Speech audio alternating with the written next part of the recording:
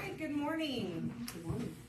Here we are at Unity of Springfield, Sunday, June 11th. We are in our adult New Thought World Religion class. I am Amy Burnett, and we are continuing our conversation on trusting the process of change. And this is Lessons from Finding Yourself in Transition by Robert Brummett. So today is part 2 of this series. You can find the part 1 on our Facebook page. And let's start out with an opening prayer. Let's get comfortable, close your eyes if that feels right. We rest in the knowing that Spirit is always present and guiding us towards our highest good. We acknowledge that growth comes through a series of beginnings and endings. All things are working for us. We release thoughts or patterns that are no longer serving us to enjoy the journey of what is desiring to be expressed through us now. And so it is. Amen.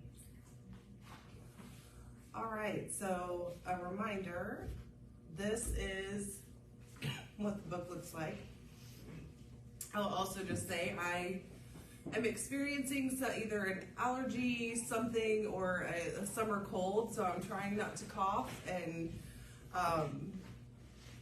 my voice sounds a little more husky than normal this morning, I'm noticing. Oh, okay. So, and that's just, it's the same book, just 2 different book covers depending on where you purchased it from and which printing it was. So I put them both up there. So last week we ended by talking about there being 3 stages of transition. And today we're going to focus in on the ending, which is a letting go of the old before we're able to embrace the new. So we also talked about that change often challenges the roadmaps that we've created to make sense of life, that change takes us into new territory. We spoke about trusting divine wisdom inherent within the process for transition to be an opportunity for growth and learning, and then started in on the 3 stages. All right, so it might be helpful at first to think about some life changes, and he suggests that we think about life changes that have happened in the past 2 years, because those are going to be the closest that we may have the most intense feelings or memories around those still.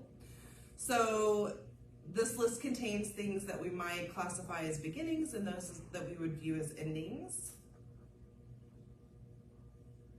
So new relationship, loss of a loved one, a new baby, a child entering the teen years,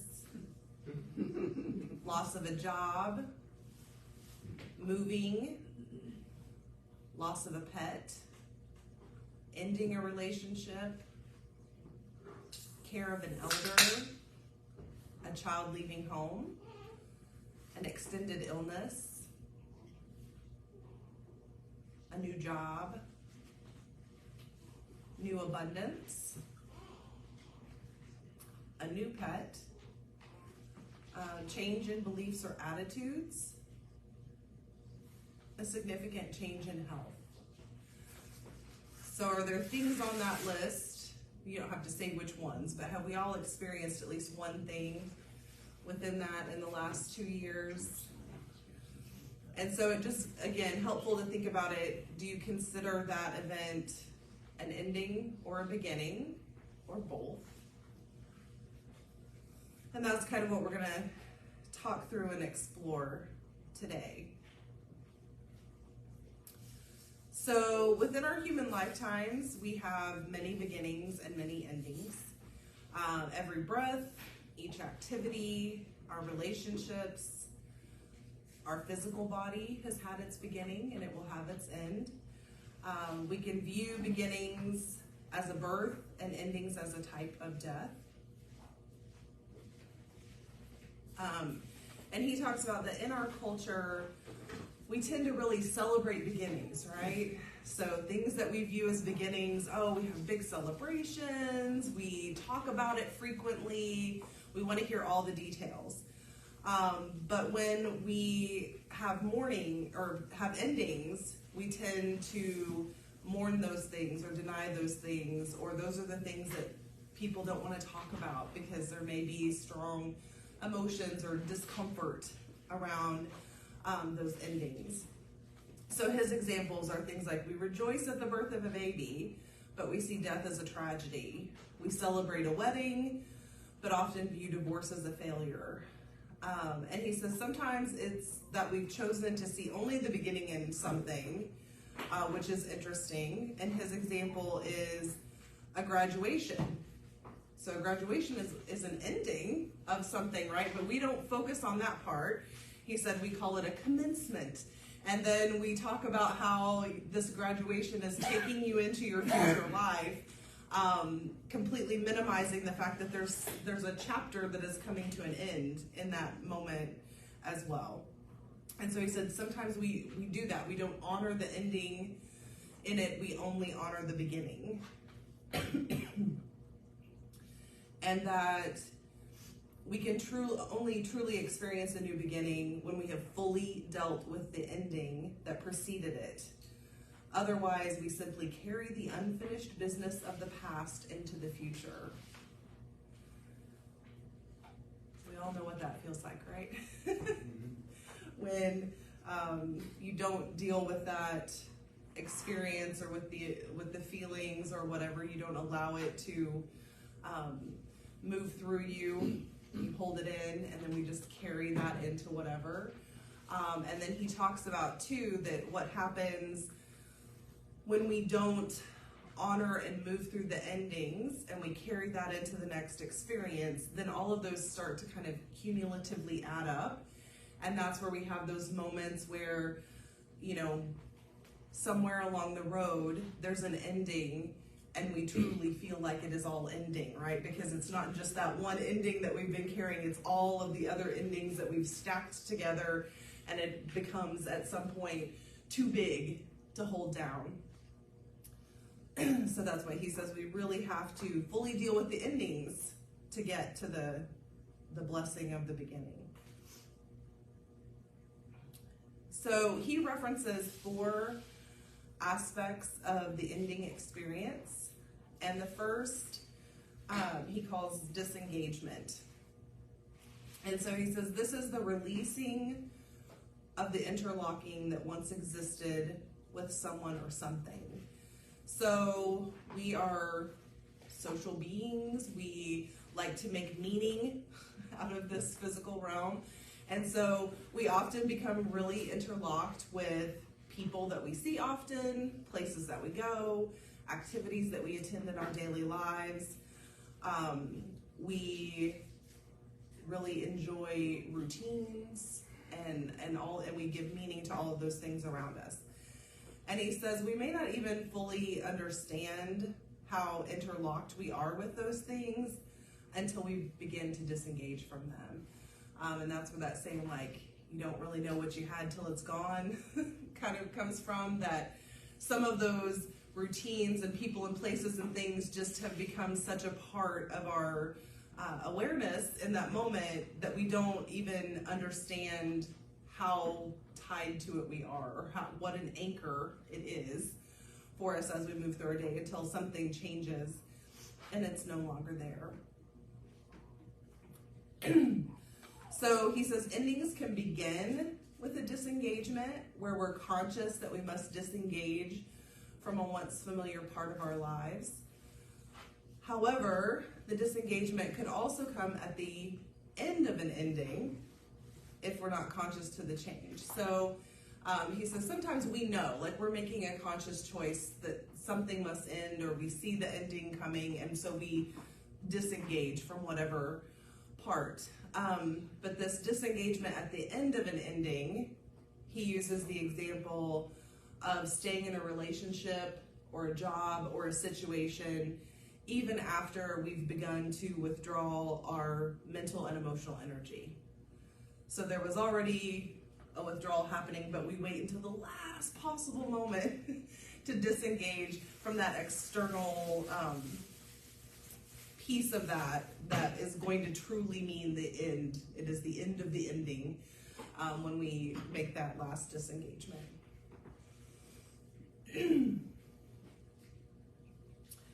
The next one is disidentification. So he says disengagement is more of an external process, whereas disidentification is the internal one. So our personal identity is often invested in the roles, activities, and relationships in our lives, and we see ourselves reflected in those around us. So when an ending disrupts this, it might feel as though part of our identity has gone missing. And he says that much of the grief we experience with an ending is the result of our loss of connection to self. So again, we as human beings in this plane like to seek and maintain a sense of identity, right? So we often go to great lengths to try to control our environment to maintain that identity. However, when we're willing to let go and face the fear of the unknown, to see beyond it, we enter into the experience of becoming who we really are. And who we really are is more than we could ever imagine. So he talks about disidentification as really that process of losing one's former life, the life defined by all those external factors, and having the opportunity to find the true self, or the divine essence that is the Christ Spirit in each of us.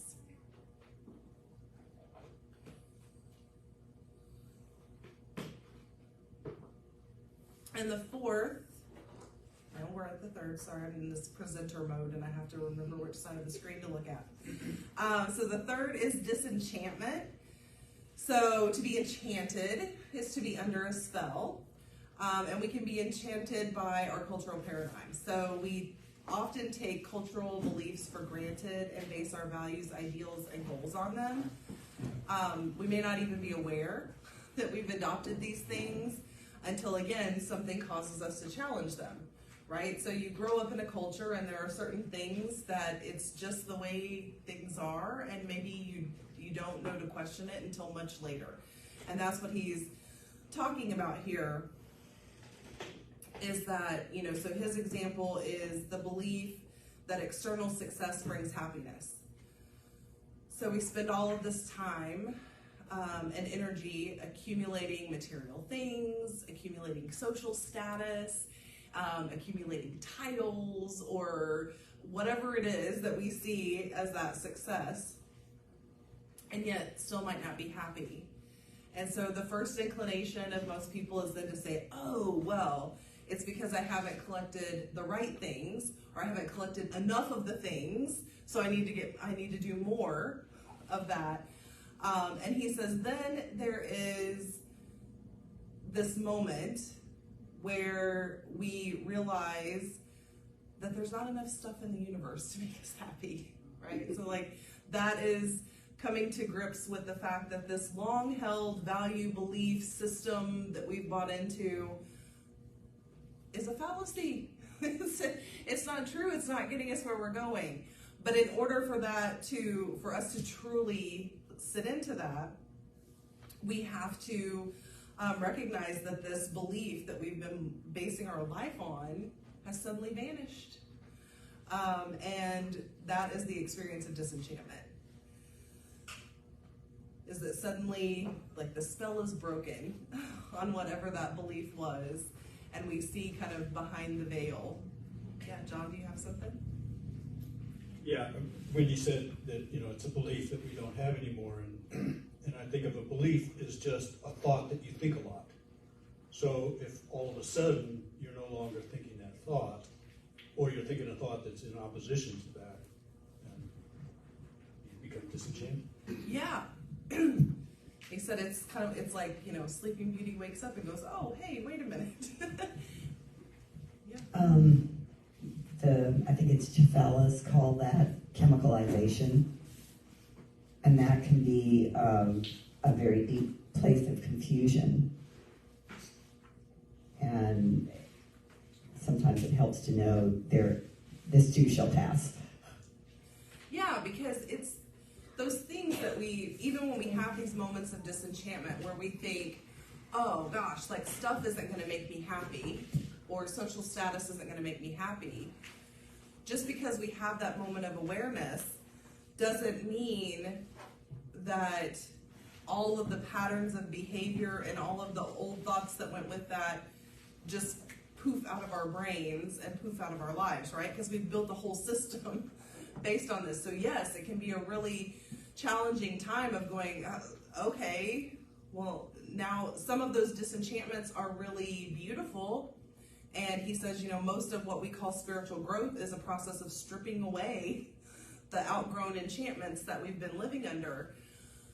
So a lot of them are very positive, but it still is a huge disruption to the status quo, to what we've known, to what we've always believed. And so you can still find yourself trapped in some of those things and have to systematically work through, wait a minute, this isn't the path that's going to bring me happiness. I've already had this realization, but there's things that just are so second nature because that's what we've been living with for so long.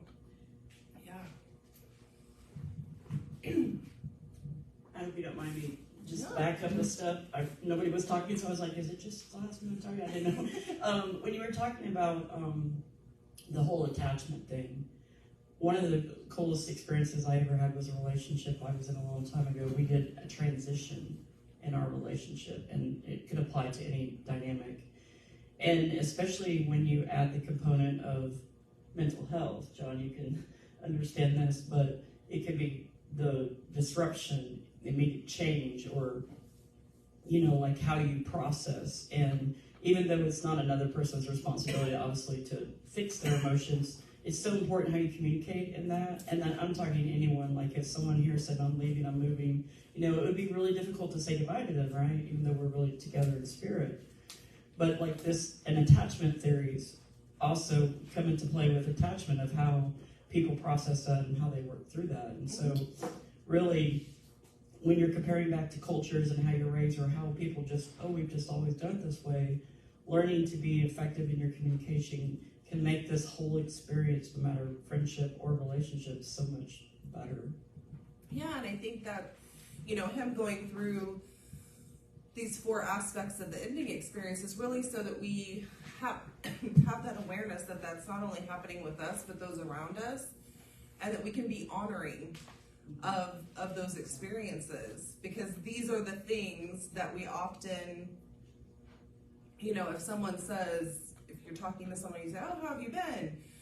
And they say, oh my gosh, I just had this major life change. As soon as the conversation starts to get too heavy, there's a tendency for people to be like, oh, okay, well, I'm glad we saw you, glad we could catch up. And they like, backpedal, like, extract.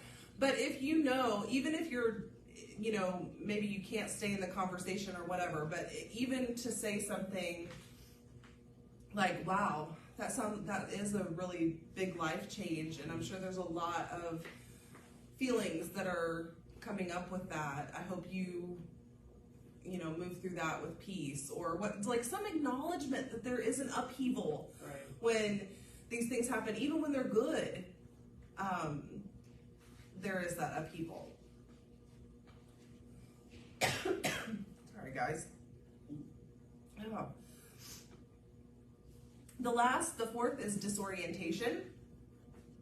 So, to be disoriented is to lose one's sense of direction, time, or perspective.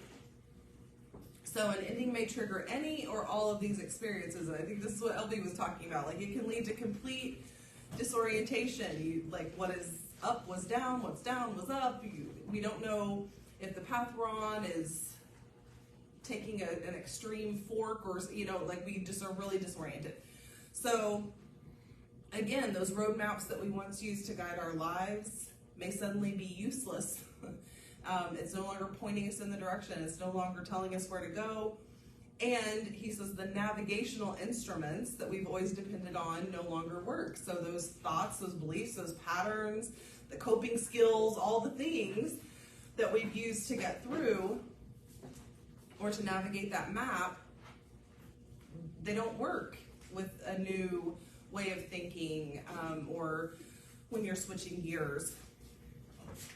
And so he says it can feel like we've not just lost our way, but that we've lost all sense of where we were even headed in the first place. Like, what's going on? Have you ever had those moments where you're like, I don't even know what I'm supposed to do anymore. I don't know what I'm supposed to be. I don't know who I am. You have those like kind of big moments.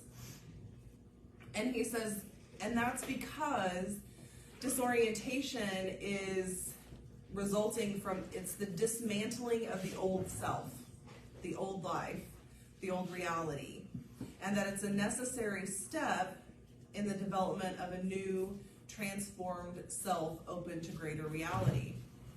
So it's kind of that, it's that you got to break it all down and leave it all, leave all that old thinking behind and create something new, which again, it just can be very disorienting.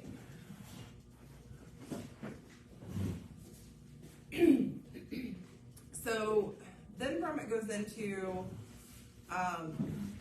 he uses the Exodus story as an illustration of the process of transition and of endings.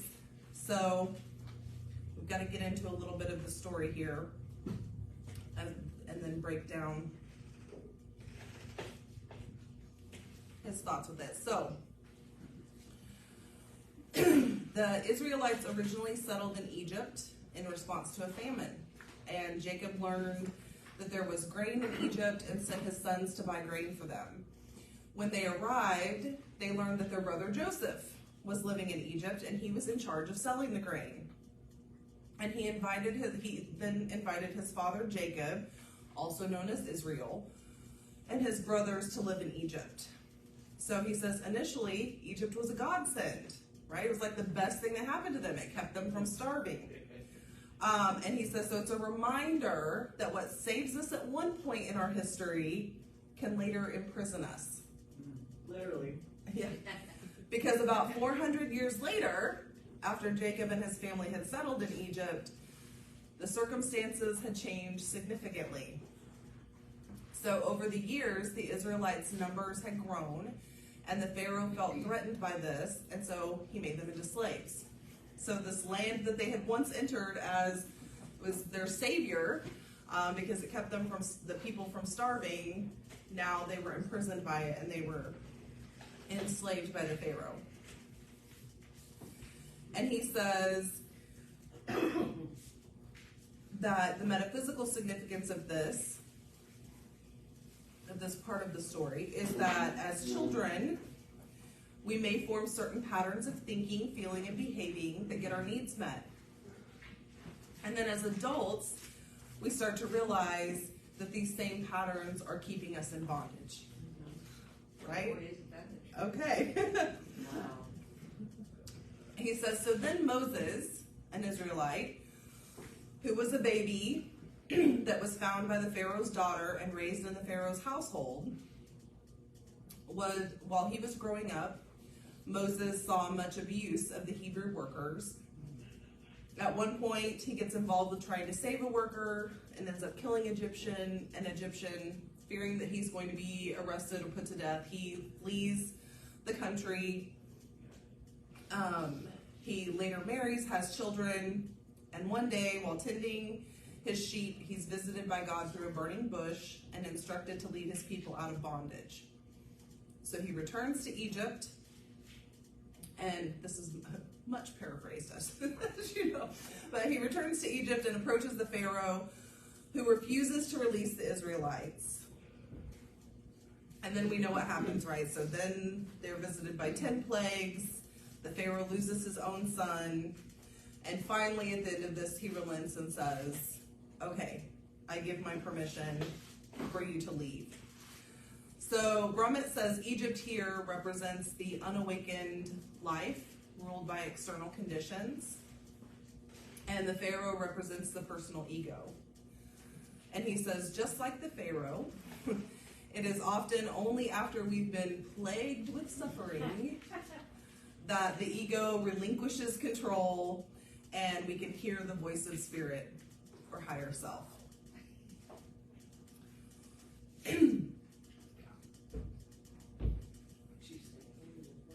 What was the last part? Only with what? That just like the Pharaoh, it is often only after we've been plagued with great suffering that the ego relinquishes control and we hear the voice of spirit or our higher self. So what is it that Sue says? The pain pushes until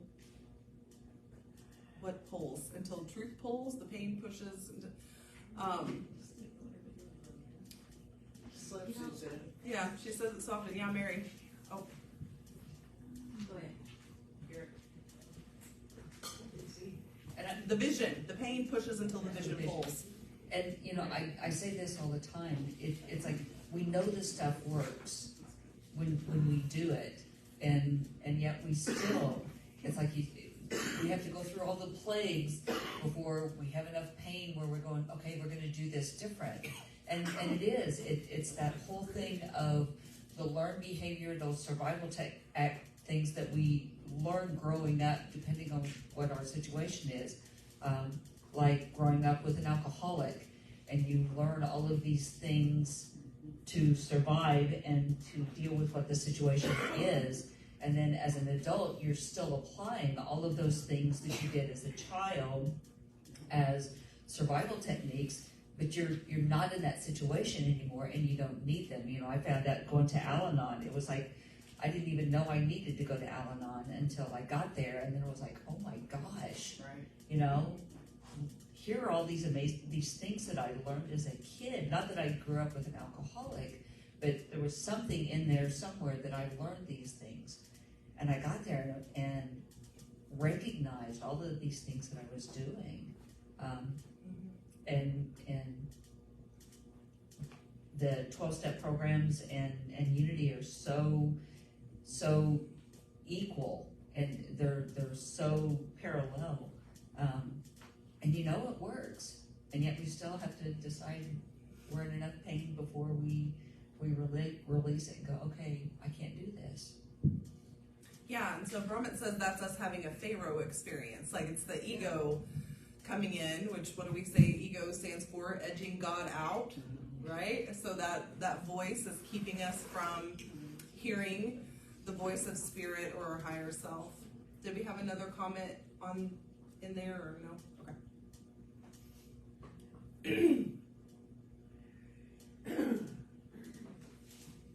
So Pharaoh was told the Israelites have actually left. So you gave them permission to leave. Moses has taken them and they've actually left. And then he says, oh my gosh, what have we done? Why did I do this? Why did I give them permission to leave? How are we going to go on? He's taken all of our slaves. How are things going to work? How are we going to continue living the way we've been living? And so he takes his army and goes in pursuit. And so he says, this is the idea that the old reality is not easily forgotten. And just when we think we've put the past in the past, it comes to find us chasing us at full force, right? So like we make that decision or we choose a path and then all those doubts and, oh, how is this going to work? And we get all in the weeds of the how, right? Yeah, okay. Okay, so I'm taking a class, and one of the things that they said in the class is, first you form your habits, and then your habits form you. So once you have created the way you live, then that continues to create you. And so this is the point where you have to look at what you're doing and create new habits, because that will form the new you. And it's decision time. And it's really interesting to see how you have to untangle your mind, the disenchantment, in order to do that. So I just thought that was such an interesting concept, that your habits really form you after you've created them. Well, and that kind of goes back to that whole being tied up in identity, right? So our identity gets tied up in what we're experiencing every day. And so that is, part of the conversation of creating spiritual practices that are actually feeding you and growing you, is because then that identity is that I'm a spiritual being that's being fed and grown and constantly changing, versus this is who I am, and I'm going to stay in my little box and not think outside of it, right? Yeah, John. I was going to say, and those, a lot of the habits, which are thoughts, they die hard. So, I mean, we don't have to give them power, but they're still going to be present. Mm-hmm. Neural pathways. Yes. So then the next part of the story is that the Pharaoh and his army overtook the Israelites camped by the sea. And as they saw the approaching army, the Israelites began to call out to God and to Moses, saying, "Oh my gosh, what have you done?" Here comes the Pharaoh. We should have just been left alone. We should have just served the Egyptians. We had figured out how to do that. We knew what we were doing. It wasn't great, but it was comfortable, right? And now, if we had been left alone, we could have just continued to serve the Egyptians, but now we're probably going to die right here. And so he says this illustrates when we're caught between the memories of the past that's now gone and an uncertain future, we start to feel that anxiety and regret, the buyer's remorse of this change that we've undergone, because it's work to create a new way of being and a new way of thinking. And so it's really easy to revert back to what was comfortable and to start thinking, oh, it wasn't so bad. Being a slave wasn't so bad. Like, I knew what I was doing every day when I woke up. I knew what to expect from everything, and now I've got to build this whole new system, and that feels really scary and uncertain. And what are we going to eat in the meantime? Yeah. So the conclusion of this story is that Moses said to the people, "Do not be afraid, but stand firm and trust in the Lord, who will fight for you." And then God says to Moses, "Why do you cry out to me?" Right? Tell the Israelites to go forward, but lift up your staff and stretch out your hand over the sea and divide it, that you may go into the sea on dry ground. And so he says this is the lesson in letting go of the past and stepping into the future, but also that the lifted rod is the symbol of the power of Spirit working through you, and trusting that we can always call it forward. So instead of crying out for help, it's that recognition that we are claiming the creative power of Spirit that's already at work in our lives, and that we're moving forward in faith, despite all apparent obstacles that may be in our way.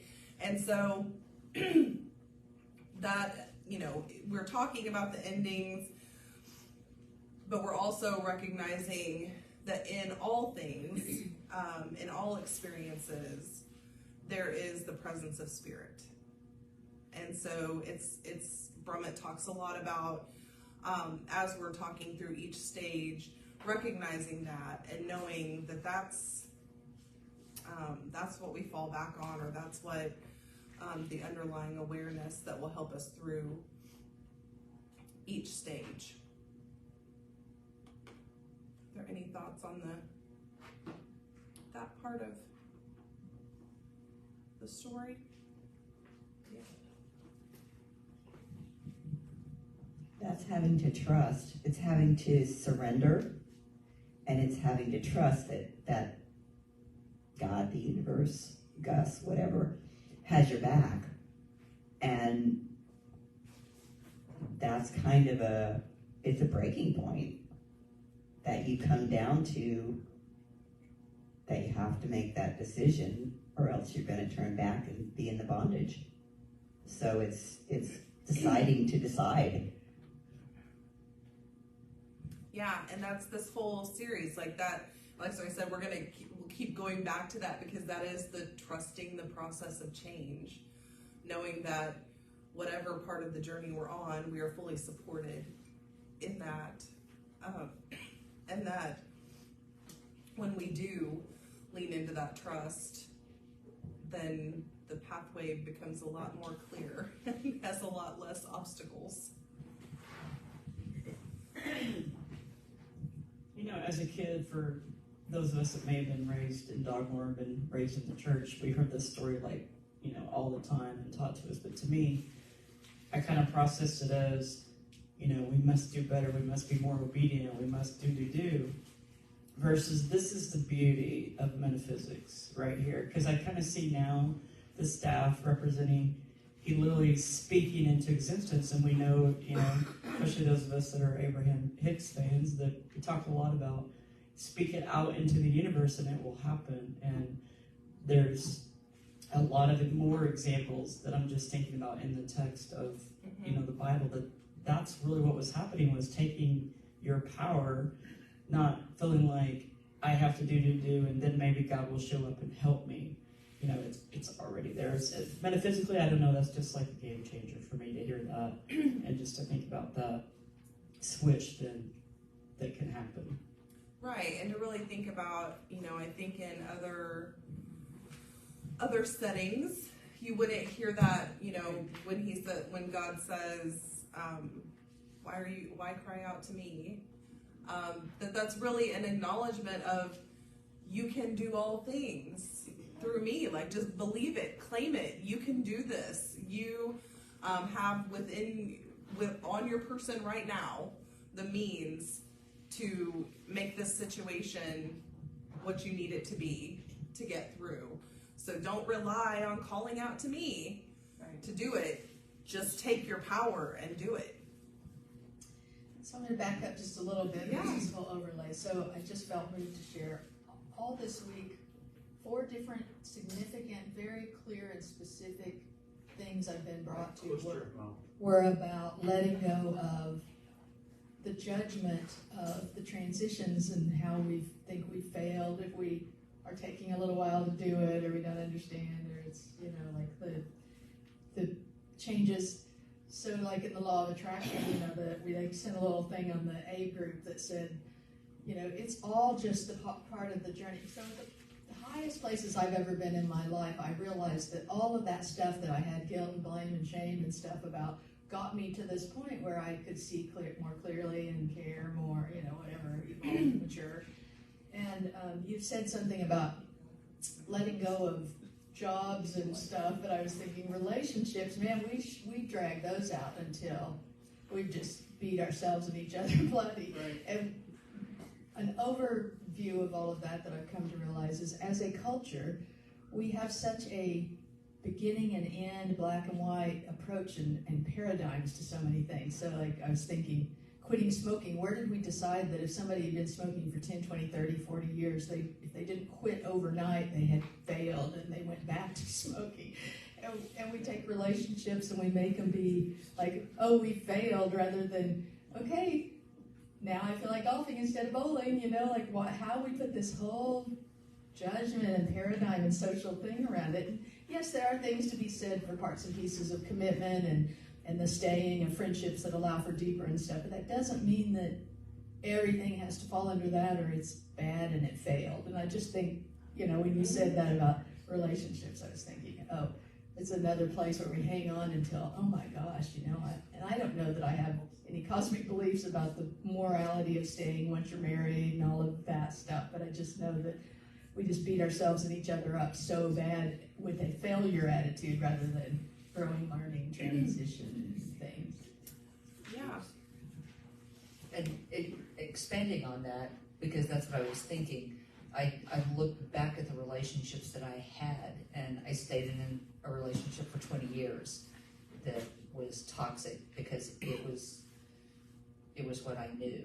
And I looked back at the relationships, and like I said, I didn't grow up with an alcoholic, but something happened that I look back at the relationships I had, and they were with addicts and alcoholics. And until I started doing something different, and there was something that fit. You know, they talk about in 12-step, they talk about that dance where you just fit, and you're both doing that same dance until one of you starts doing it different. And so when I started coming to Unity, I learned to do it different, and then I attracted somebody who was different, and which was just absolutely amazing. And I know that all of those relationships taught me something and untaught me things that I had been doing my whole life, so that I was able to have the relationship that I do now with Sue.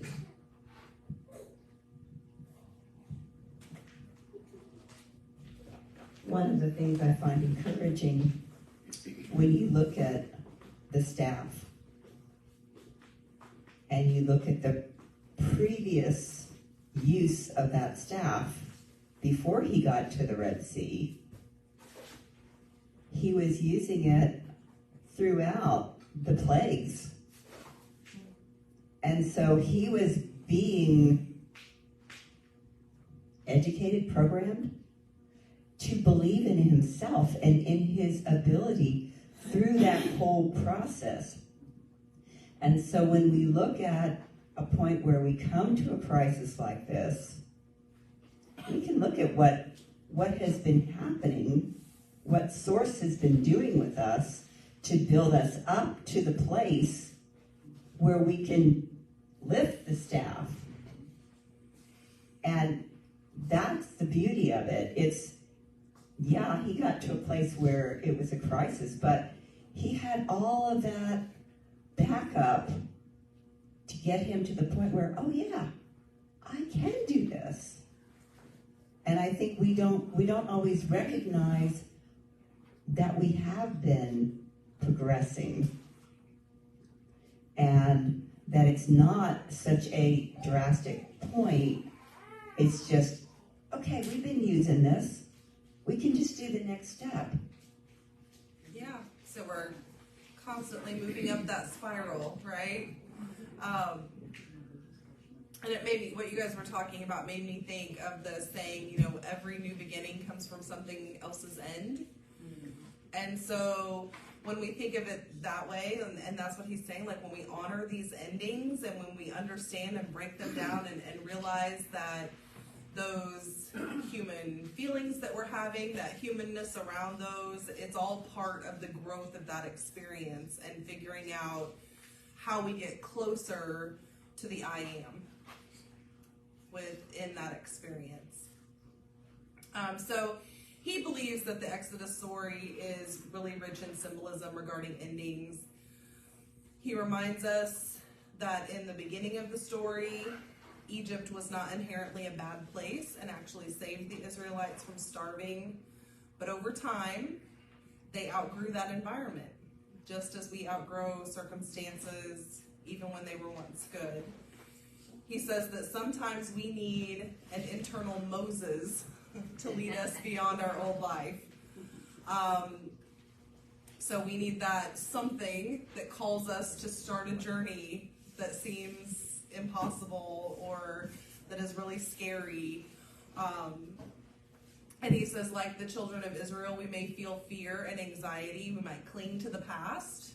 But when we connect with our divine power and allow that voice to lead us, then we're called forward to freedom. I'm Marcia, and I'm visiting with you today. I have the opportunity to come about every 6 months, so thank you very much. I like the way the Course in Miracles approaches beginnings and endings, in that if we assume that everything we do in life is a lesson, when people come together, usually by, 100% by spirit, having people come together. When that ends, whether it was one day, 4 months, 27 years, or a lifetime, it's important to realize that we have learned as much as we can learn from that other person or that situation, period. So it's almost like no-fault insurance from California. Nobody's the bad guy. It's simply that we have learned as much as, Now, that relationship has not necessarily ended. It will come around again in some form if we are to awaken to oneness. But that's a really cool idea for me. That way we don't have to continually point fingers at who's the idiot and who's the martyr in that situation. Very nice, very nice. And I also, something that you guys said, it made me think of that kind of, I think what you were saying about failure, like we see all these things as failures, and that we have such an aversion to those failure or death experiences or whatever, and then you see someone who's just really, it makes me think. There was a post from one of our Unity group, and her post on Facebook the other day was that her daughter had come to her and said, I have a great idea. It's got a 99% failure rate, or chance of failure, but I'm gonna do it anyway. And so that is like stepping into that trust, right? That like whatever, even if it fails, like there's a 99% chance it's gonna fail, but the experience is gonna be really cool. And I just read that and I was like, oh my gosh, like if I could have had that viewpoint as a teenager, my goodness, to be so trusting that the experience was going to be worth it, whether it was a conventional success or failure, and trusting that if I've had this great idea and I'm feeling compelled to do it, then I owe it to myself to lean into the experience and learn whatever it is that I'm supposed to learn from that. And I just thought that was so great. Just thought that was, like, I don't know that I've ever approached anything with thinking it's got a 99% chance of failure, but I'm gonna do it anyway. I'm usually like, it's got a 99% chance of failure, we're gonna leave that one over there and we'll go to the next idea. Well, that depends on who you talk to, the 99%. Right, but I'm just saying, like, if I think it's that high of a failure, I'm like, like, I usually back off. So I was like, that is beautiful that this teenager is just like jumping in with trust.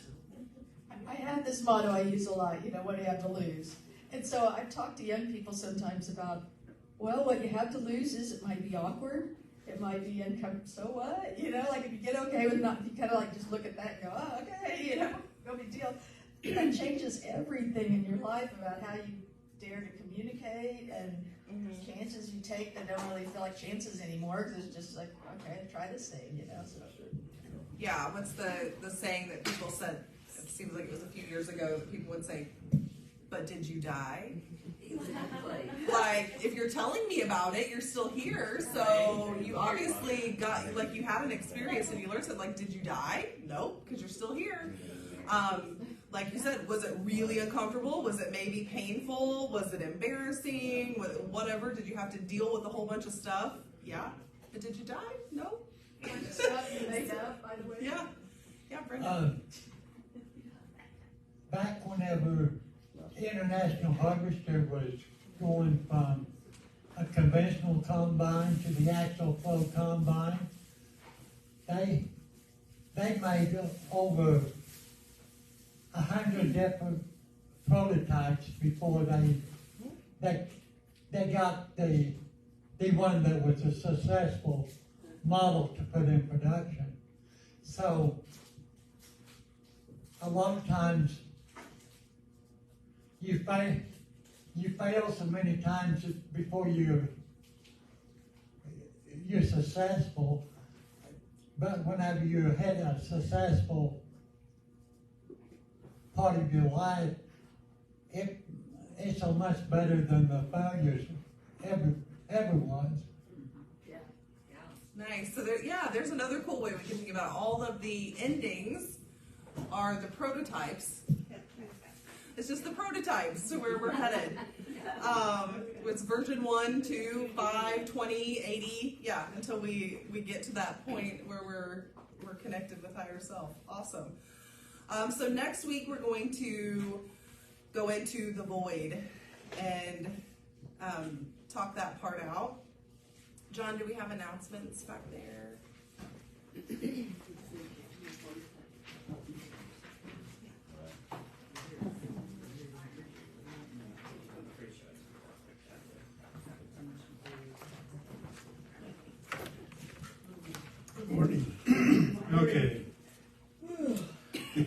cupboard is open for restocking with items. Please drop by your donations off 10 to 4 Monday through Thursday or Sunday morning. Tomorrow, Monday, June 12th, at 6:30 p.m., Mitch will present an informational meeting for volunteer opportunities with refugees who come to Springfield. Weekly events at Unity include Silent Sunrise, a time for quiet meditation in the sanctuary, Monday through Friday from 6 a.m. to 8 a.m. Mondays at 10:30 a.m., Women's Al-Anon. Mondays at 7 p.m., West African Drumming. Tuesdays at 5 p.m., we are all invited to participate in pickleball, no matter what your level of expertise. Saturdays at 9:30 a.m., Abraham Hicks Meditation Group is open to all. Saturdays at 7 p.m. is the Al-Anon meeting. And Sunday at 9:15 a.m., the New Thought World Religion Adult Sunday School class for the month of June will be led by Amy Burnett on trusting the process of change.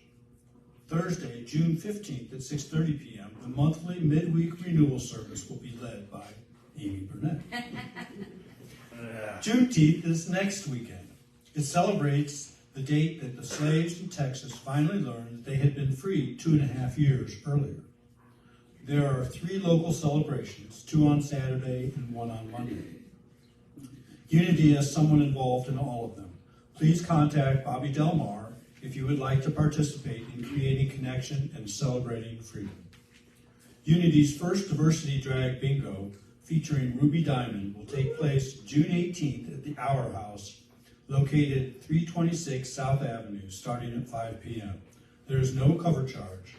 $10 will get you 10 cards. Our 90th celebration of Unity here in Springfield is on Saturday, June 24th. We will gather together at 4 p.m. with picnic and music. We are accepting items for door prizes, which will be given away every 15 minutes. Suggestions are gift certificates, gift items, plans, etc. And Denise Rosier will be here in concert on 7 p.m. on June 24th. That is going to be so cool. You can pre-purchase your ticket on our website or here in the foyer. Thank you.